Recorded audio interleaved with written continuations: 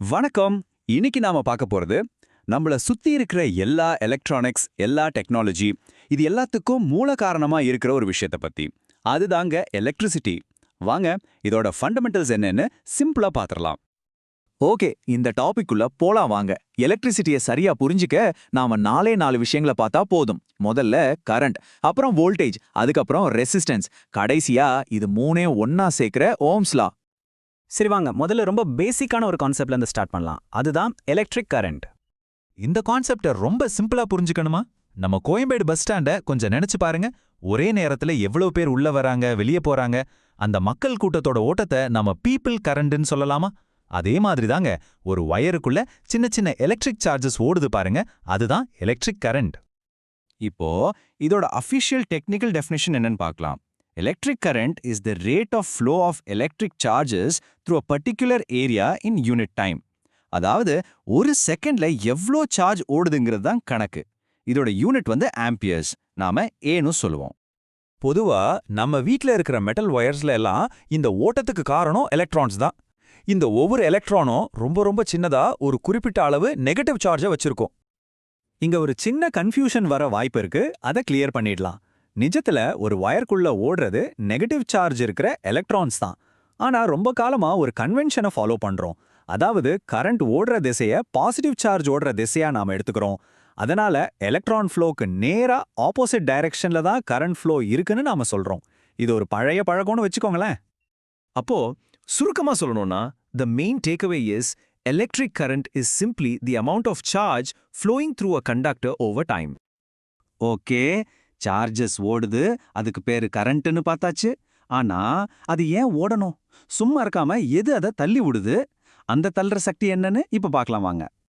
இந்த கான்செப்டுக்கு ஒரு சூப்பர் உதாரணம் நம்ம மேட்டூர் அணை தான். அணையில தேங்கி நிக்கிற தண்ணி ஷட்டரை திறந்ததும் எப்படி வேகமா பாயுது. ஏன்னா அணையில இருக்கிற தண்ணியோட உயரத்துக்கும் கால்வாயில இருக்கிற தண்ணியோட உயரத்துக்கும் ஒரு பெரிய வித்தியாசம் இருக்கு. அந்த ஹைட் டிஃபரன்ஸ் ஒரு பிரஷரை உருவாக்குது இல்லையா? அந்த பிரஷர் தான் தண்ணிய வேகமா தள்ளுது. இப்போ இதோட டெக்னிக்கல் டெஃபினேஷனை பாருங்க. Potential difference or voltage is the work done to move a unit charge from one point to another in an electric circuit. இதை நாம வோல்ட்ஸ்ல அளப்போம். ஸோ பேசிக்கலி இது எப்படி ஒர்க் ஆகுதுன்னா, தண்ணியோட எப்படி ஒரு ப்ரெஷர் டிஃபரன்ஸ் தேவையோ அதே மாதிரி தான் எலக்ட்ரிக் சார்ஜ் ஓடுறதுக்கும் ஒரு எலக்ட்ரிக்கல் ப்ரெஷர் தேவை. அந்த புஷ், அதாவது அந்த உந்துதல் சக்தியை கொடுக்கறது தான் ஒரு பேட்டரியோட வேலை. அந்த சக்திக்கு பேரு தான் வோல்டேஜ். அப்போ இந்த பகுதியோட சம்மரி.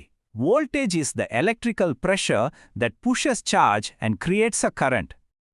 ஓகே, இப்போ நம்ம கிட்ட ஓட்டம், அதாவது கரண்ட் இருக்கு. அதை தள்ளுறதுக்கு வோல்டேஜும் இருக்கு. எல்லாம் நல்லா போயிட்டு இருக்கு. ஆனா இந்த ஓட்டத்தை தடுக்கிறதுக்கோ இல்ல மெதுவாக்குறதுக்கோ ஏதாவது இருக்குமா? ஆமா இருக்கு. வாங்க ரெசிஸ்டன்ஸ்னா என்னன்னு பார்க்கலாம். இந்த கான்செப்டை புரிஞ்சுக்க தீபாவளி டைம்ல சென்னை ரங்கநாதன் தெருவுக்குள்ள போறதா நினைச்சுக்கோங்க. நம்மளால வேகமா நடக்க முடியுமா? முடியாதுல்ல. முன்னாடியும் பின்னாடியும் இருக்கிற கூட்டம் நம்மள இடிச்சு நம்ம வேகத்தை குறைக்கும், நம்மளோட இயக்கத்தை தடுக்கும். கரெக்டா? அந்த தடை தான் எலக்ட்ரிக்கல் ரெசிஸ்டன்ஸ். இதோட ஃபார்மல் டெஃபினிஷன் ரொம்ப நேரடியானது. Resistance is the property of a conductor to resist the flow of charges through it. இதோட யூனிட் ஓம்ஸ். இங்க முக்கியமான விஷயம் என்னன்னா, ஒரு வயருக்குள்ள எலக்ட்ரான்ஸ் ஓடும்போது அது ஒரு காலி ரோட்ல போற மாதிரி போகாது. அது அந்த வயருக்குள்ள இருக்கிற ஆட்டம்ஸ் மேல மோதி மோதி இடிச்சு தான் போகும். இந்த மோதல்கள் தான் அதோட வேகத்தை குறைக்குது. இந்த தடைக்கு பேர் தான் ரெசிஸ்டன்ஸ். இப்போ காப்பர் மாதிரி நல்ல கண்டக்டர்ஸ்ல இந்த தடை ரொம்ப கம்மியா இருக்கும். அதனால தான் அதுல கரண்ட் நல்லா பாயுது. ஆனா ரப்பர் மாதிரி இன்சுலேட்டர்ஸ்ல இந்த தடை பயங்கரமா இருக்கும். அதனால தான் அதுல கரண்ட் பாயறதே இல்ல. அப்போ இந்த பகுதியோட டேக்அவே ரொம்ப சிம்பிள்.